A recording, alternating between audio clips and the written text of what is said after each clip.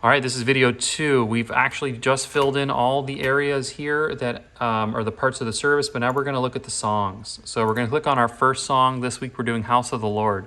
What you're seeing here is the song House of the Lord.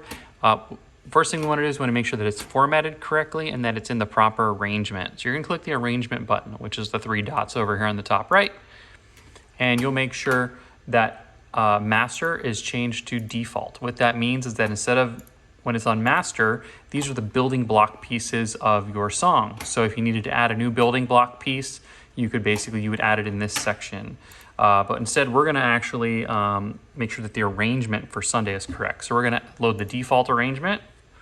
And from here, these are all of our building block pieces. So you'll be pulling up the song in Planning Center using the recording that's listed in there, and you'll basically listen to it and just make sure that everything tracks along with the song. So if you needed to add another chorus, it's very simple. You take this and you can add another chorus. If you need to get rid of a chorus or a part, you hover until you see the X, you click it, and it goes away. Now, there's a couple things that you need to make sure that are done for every single song. Number one, they need to be formatted correctly. So by default, it does not look like this. We have what's called a theme applied to this. The best way to apply the theme is to do a Command A.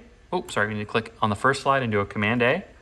That highlights all of them. Then you right click, go to themes, and you go to down to Westwood Lyrics, and we use the CMG Sans Lyrics Black theme. By doing that, it actually reformats all the slides to have this double all caps look. The next thing you'll need to do is you need to make sure that the first slide, which I call the credit slide, has a macro applied to it. So a macro is this little blue M that's here. If that blue M is not here, you're going to want to come over to your side window under your macro section, grab the credit slide, and you'll just drag it and drop it right onto here, and that will apply the macro. The last thing you need to do to format every song is you need to click the very first slide, do a Command A. That will select all of them. You'll then need to right click on the first slide, and you're going to want to add an action called an audience look, and we have one that's called live music look. Make sure that that is applied. You know that that is applied to the songs because it has this little mustache man icon. The mustache man icon represents that there's what's called an audience look available.